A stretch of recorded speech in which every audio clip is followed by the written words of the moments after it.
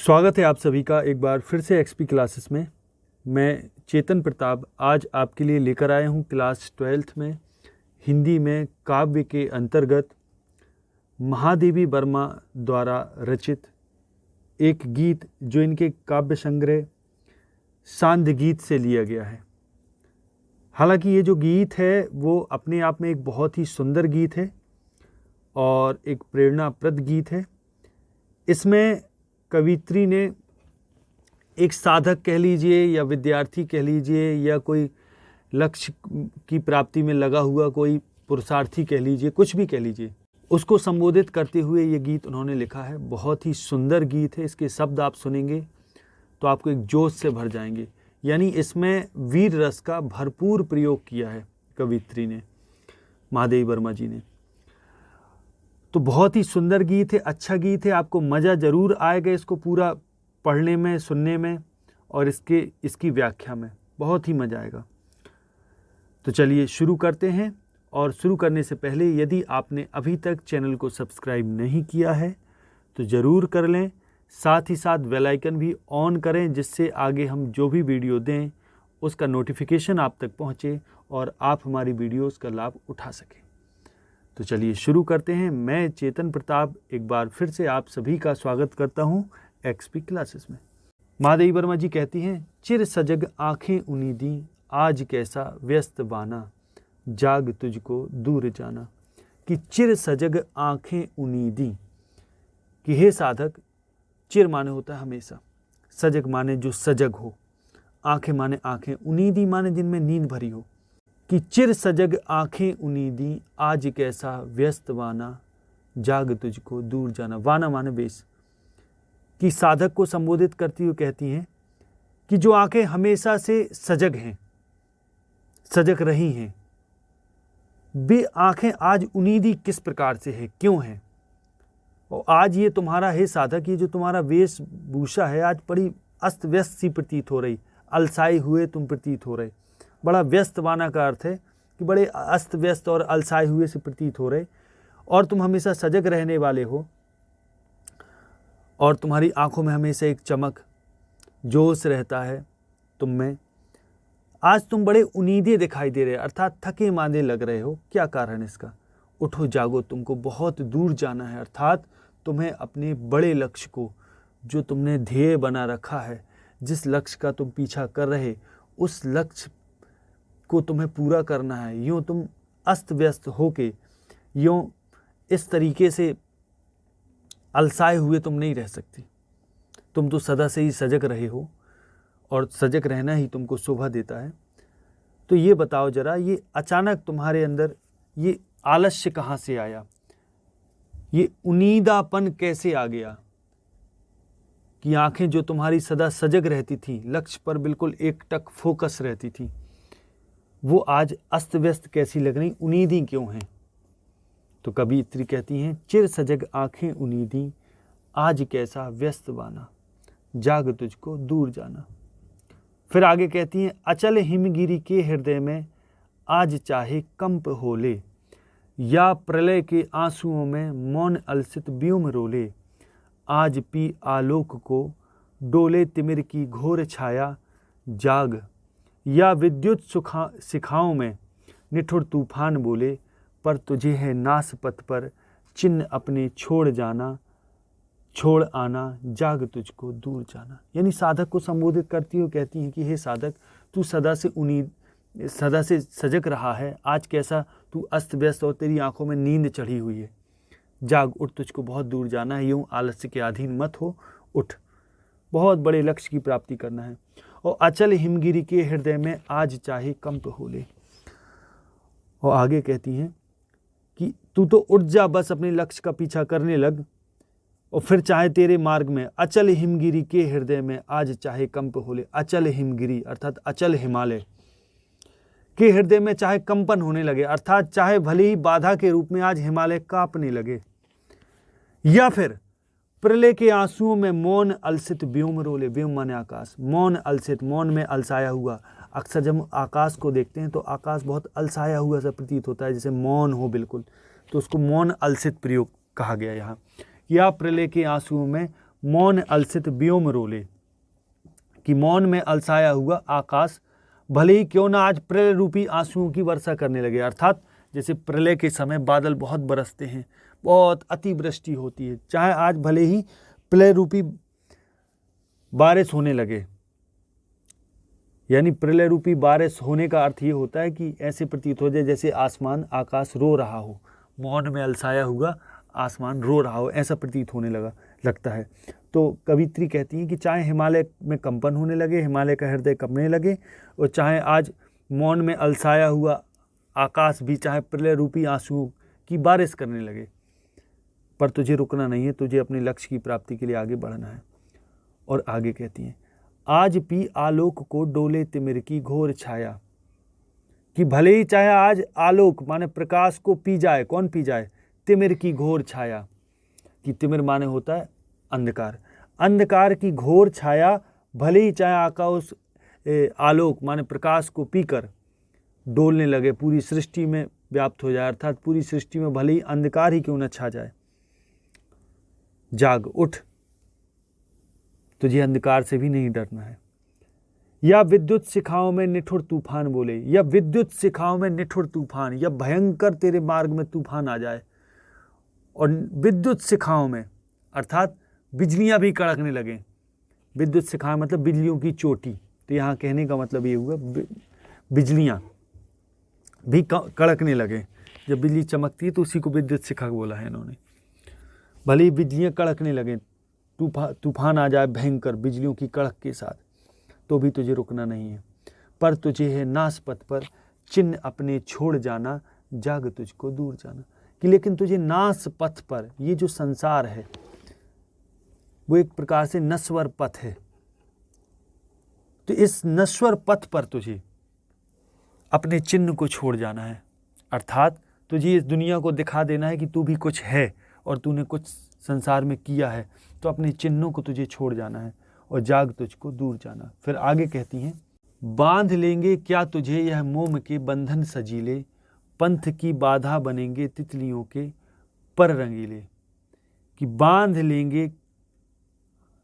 आगे कवित्री कहती हैं कि बांध लेंगे क्या तुझे यह मोम के बंधन सजीले, पंथ की बाधा बनेंगे तितलियों के पर रंगीले, विश्व का क्रंदन भुला देगी मधुप की मधुर गुनगुन, विश्व का क्रंदन भुला देगी मधुप की मधुर गुनगुन, क्या डुबा देंगे तुझे यह फूल के दल ओस गीले, तू न अपनी छाह को अपने लिए कारा बनाना, जाग तुझको दूर जाना।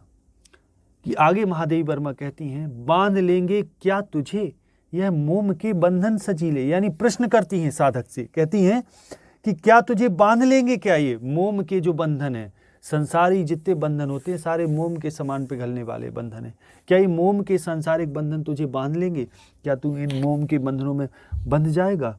और पंथ की बाधा बनेंगी तितलियों के पर रंगीले। अब तितलियां के पर का अर्थ क्या है समझिए। तितलियां इधर प्रतीक है आकर्षण का, रंग बिरंगी तितलियां होती हैं तो रंग बिरंगा संसार का आकर्षण होता है।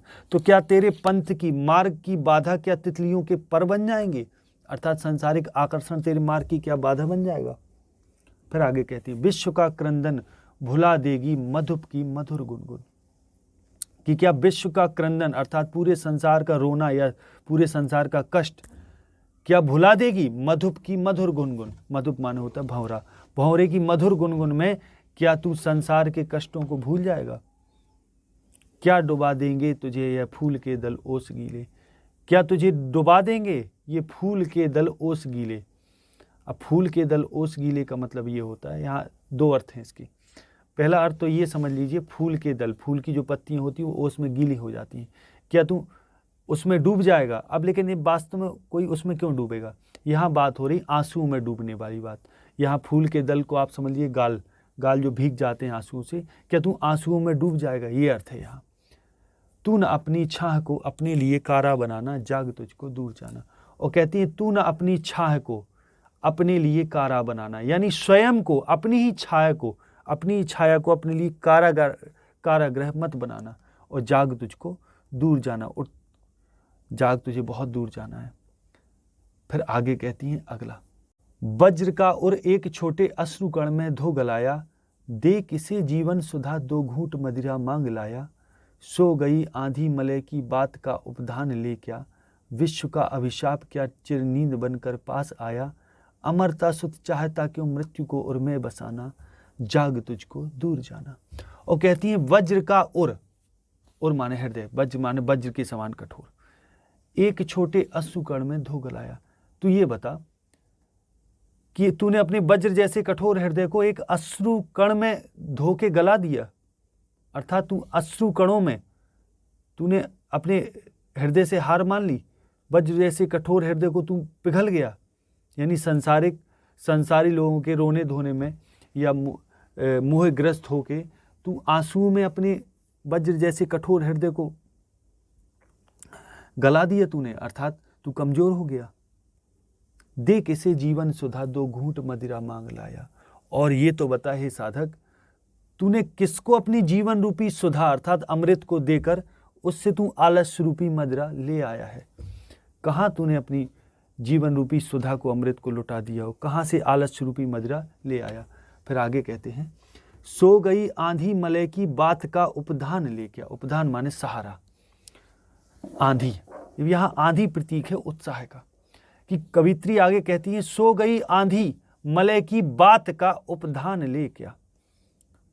उपधान माने सहारा, जैसे मलय पर्वत होता है, मलय पर्वत के दूसरे विपरीत छोर से जब हवा आती है तो पर्वत उसके मार्ग में बाधा बन जाता है।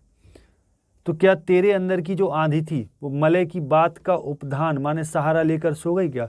जैसे मलय पर्वत बीच में बाधा बन जाता है, वैसे ही क्या तेरे अंदर की आंधी की बाधा भी मलय पर्वत बन गया।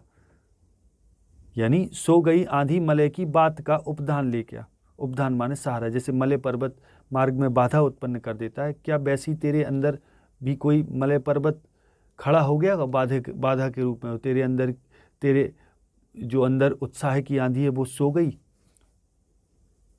फिर आगे कहती हैं विश्व का अभिशाप क्या चिर नींद बनकर पास आया। और आगे कहती है विश्व का अभिशाप, क्या पूरे संसार का अभिशाप तेरे लिए ये चिर नींद बनकर, यानी हमेशा की नींद बनकर क्या तेरे पास ये पूरे विश्व का अभिशाप बन आ गया क्या। यानी कहने का अर्थ ये हुआ कि संसार के कष्ट, अभिशाप माने संसार की बुराइयां, क्या यही तेरे नींद में होने का कारण है, आलस्य का कारण है। क्या यही तेरे लिए सदा की नींद बनकर सामने आ गया।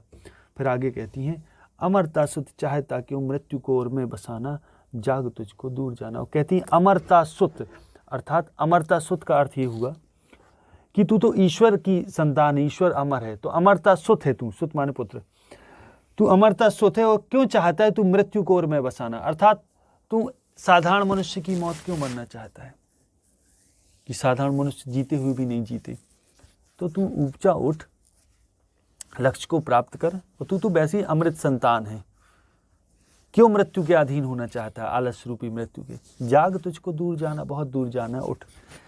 फिर आगे कहती हैं कहना ठंडी सांस में, आगे कहती हैं कहना ठंडी सांस में अब भूल वह जलती कहानी, आग हो उर में तभी दृग में सजेगा आज पानी, हार भी तेरी बनेगी माननी जय की पताका, और राख क्षणिक पतंग की है अमर दीपक की निशानी, है तुझे अंगार सैया पर मृदुल कलियां बिछाना, और जाग तुझको दूर जाना।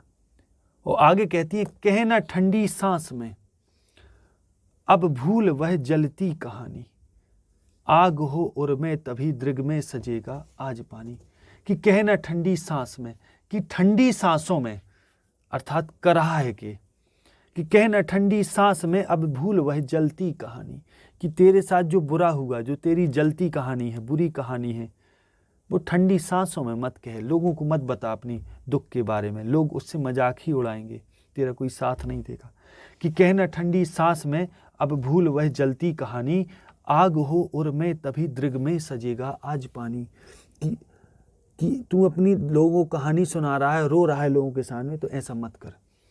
ये आंसू तभी अच्छे, दृग, दृग माने नेत्र, ये नेत्रों में पानी माने आंसू तभी सजते हैं, तभी अच्छे लगते हैं जब हृदय में आग हो, कुछ कर गुजरने की इच्छा हो, अंदर कुछ संसार में कुछ बड़ा करने का जब जज्बा हो, उत्साह हो, तब आंखों में आंसू अच्छे लगते हैं, तब सजते हैं आंखों में आंसू। उठ, हार भी तेरी बनेगी माननी जय की पता। माननी का अर्थ होता है रूठी हुई, कि तब तू अगर इस तरीके से उठेगा उत्साहपूर्वक, तो फिर जो तेरी हार भी है, जो तेरी माननी जय है, रूठी हुई जो जय है, वो भी तेरी पताका बन जाएगी जय की। कहने का मतलब हार भी तेरी जय में बदल जाएगी, हार भी तेरी बनेगी माननी जय की पताका, यानी रूठी हुई जय की पताका बन जाएगी हार भी, यानी हार भी तेरी जीत में बदल जाएगी। फिर आगे कहती हैं, राख क्षणिक पतंग की है अमर दीपक की निशानी। राख क्षणिक, क्षणिक राख का अर्थ समझिए। पतंगा होता है, दीपक से इतना प्रेम करता है, दीपक की लौ से, कि उसके आसपास मंडराता रहता है और क्षण भर में ही उसमें जल के भस्म हो जाता है। यानी इतना प्रेम करता है कि उसमें ही नष्ट हो जाता है। तो इस यहाँ कहने का अर्थ ये है महादेवी वर्मा का, कि अगर तू अपने लक्ष्य का पीछा करते हुए पतंगे की भांति भी तू नष्ट हो जाएगा, राख में तब्दील हो जाएगा, तो भी तू अमर हो जाएगा, क्योंकि दीपक की लौ में पतंगा नष्ट होने के बाद उस अमर दीपक की निशानी बन जाता है। अमर दीपक की निशानी, उस दीपक की अमर निशानी बन जाता है। ठीक इसी